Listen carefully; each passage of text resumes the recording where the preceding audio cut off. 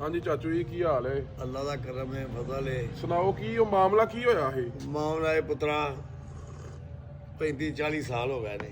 35-40 ਸਾਲ ਹੋ ਗਏ ਨੇ ਉਹ ਗੱਲ? 35-40 ਸਾਲ ਹੋ ਗਏ ਨੇ। ਚੌਕੇ ਬੈਠੇ ਆ ਬੈਂਕ ਚੌਕੇ 'ਚ। ਅੱਛਾ।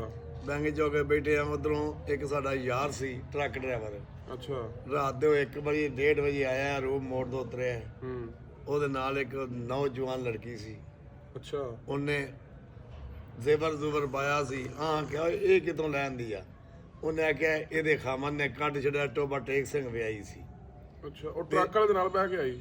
ਨਹੀਂ ਬੱਸ ਤੇ ਹੀ ਆਈ। ਅੱਛਾ ਬੱਸ ਤੇ। ਅੱਛਾ। ਉਹਨੇ ਸਾਨੂੰ ਆਖਿਆ ਹੈ ਕਿਤੋਂ? ਉਹਨੇ ਕਿਹਾ ਮੈਂ ਭਰਾ ਤ੍ਰਿਗੜੀ ਦੀ ਆ ਤੇ ਇੰਜ ਹੀ ਮੇਰੇ ਬੰਦੇ ਤ੍ਰਿਗੜੀ ਨਾਲ ਪਿੰਡ ਜਿਹੜਾ ਨਾਲ ਮਾਰ ਕੇ ਕੱਢ ਛੱਡਿਆ।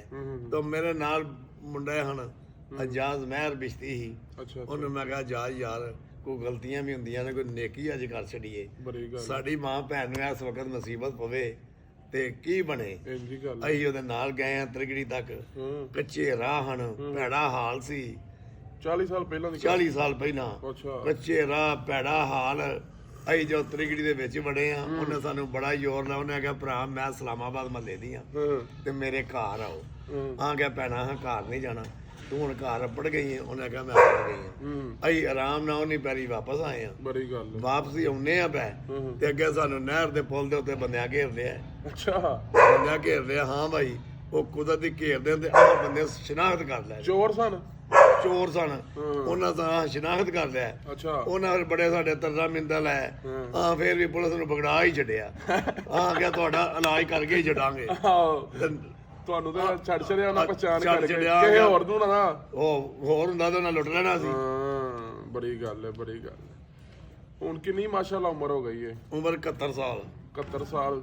ਸਾਰੀ ਜ਼ਿੰਦਗੀ ਤੁਸੀਂ ਵਿਹਲੇ ਰਹੇ ਹੋ? ਸਾਰੀ ਜ਼ਿੰਦਗੀ ਵੇਲੇ ਕੱਖ ਨਹੀਂ ਬਣਿਆ ਤੁਹਾਨੂੰ? ਨਾ। ਕਿੰਨੀ ਜ਼ਮੀਨ ਹੈ ਆਪਣੀ? ਜ਼ਮੀਨ ਹੁਣ ਤੇ 10 ਕਿੱਲੇ ਵੇ। ਠੇਕੇ ਤੇ ਹੀ ਹੈ? ਠੇਕੇ ਤੇ ਹੀ ਹੈ। ਕਿਹੜੇ ਪਿੰਡ? ਤੇ ਜਲਾਲ। ਇੱਥੇ ਵੀ ਤਰਾਗ ਪੈਣੀਆਂ ਰੂਪ ਹੈ। ਚਲੋ ਹੁਣ ਕੋਈ ਤਰਕੋ ਨਾ ਕਿ ਚਲੀਏ ਤੁਸੀਂ ਤੇ ਮੈਂ ਬਾਹਰੋਂ ਆਈਏ। ਚਲੋ ਠੀਕ ਹੈ ਕਰ ਲੈਨੇ ਆ। ਹੈ ਇਹ ਤੇ ਬੜੀ ਮਹਿੰਗੀ ਜ਼ਮੀਨ ਹੈ। ਹੁਣ ਇਹ ਤਾਂ 10 ਕਰੋੜ ਦਾ ਕਿੱਲਾ ਹੈ। ਆਹ ਤਾਂ ਕੋਈ ਆਪਣਾ ਕੰਮ ਲਾਓ ਤੇ ਚਲੀਏ ਫਿਰ ਤੋਂ ਆਈਏ। ਫਿੱਟ ਹੋਣੇ ਆ। ਠੀਕ ਹੈ। ਠੀਕ ਹੈ। ਬਿਲਕੁਲ ਠੀਕ। ਹੋਰ ਕਿਸੇ ਬੰਦੇ ਨੂੰ ਕੋਈ ਕੰਮ ਸ਼ਮ ਹੋਏ ਤੇ ਉਹਦੇ ਵਾਸਤੇ ਹੀ ਹਾਜ਼ਰ ਆ। 24 ਘੰਟੇ ਹਾਜ਼ਰ ਆ। ਹਾਜ਼ਰ ਹੋ ਜਨਾਬ। ਨਾੜਾ ਦੁਪੜਾ ਜਦੋਂ ਮਰਜ਼ੀ ਆਵੇ, ਜਿਹਨੇ ਜੋਗਿਆ ਹਾਜ਼ਰ ਆ। ਮਾਰੇ ਬੰਦੇ ਦੇ ਨਾਲ ਚਾਚੂ ਜਾਂਦੇ ਨੇ? ਸਾਰੀ ਜ਼ਿੰਦਗੀ ਜਾਂਦੇ ਰਹੇ ਆ। ਕੋਈ ਵੀ ਮਸਲਾ ਮਸਾਇਲ ਹੋਏ ਨਾ ਤੇ ਪਹੁੰਚਦੇ ਨੇ। ਰਾਤ ਦੇ 2 ਵਜੇ 1 ਵਜੇ 3 ਵਜੇ। ਕੋਈ ਬੰਦਾ ਆਪਣਾ ਕੰਮ ਜਿਹਦਾ ਨਹੀਂ ਹੁੰਦਾ ਪਿਆ ਰਾਬਤਾ ਕਰੇ। ਰਾਬਤਾ ਕਰੇ। ਜ਼ਰੂਰ ਕਰੇ। ਜ਼ਰੂਰ ਕਰੇ। ਬੜੀ ਮਿਹਰਬਾਨੀ ਜੀ।